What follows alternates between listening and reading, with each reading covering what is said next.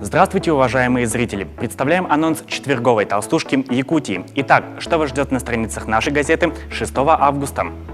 На нашем сырье, газе и нефти будет развиваться промышленность Амурской области. За соседей можно порадоваться. Но как получается, что Якутия становится сырьевым регионом Дальнего Востока, а конечный продукт с высокой стоимостью будет производиться за ее пределами?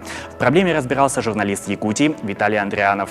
Настоящая экологическая бомба, мощность и опасность которой растет с каждым днем. Это свалки отходов, главная из которых расположена под Якутском. Тяжелые металлы, ртуть и другие химические элементы не подвергаются отдельному складированию. Они просто сваливаются в одно место с пищевыми и бытовыми отходами.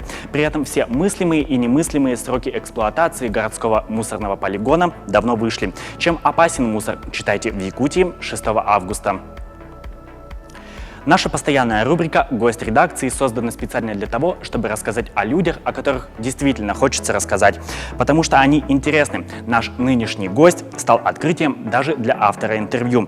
Насколько открыт и откровенен может быть человек, работающий во власти? Читайте в свежей толстушке Якутии интервью народного депутата республики Юрия Николаева, подготовленное Ириной Членовой.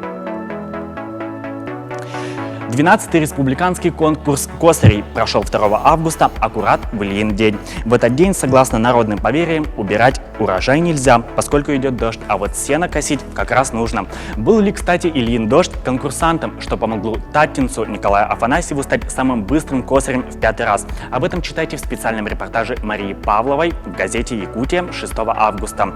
Кроме того, в толстушке будет много интересных материалов на самые разные темы, от политических до житейских. Все о главном, главное обо всем. Читайте газету «Якутия».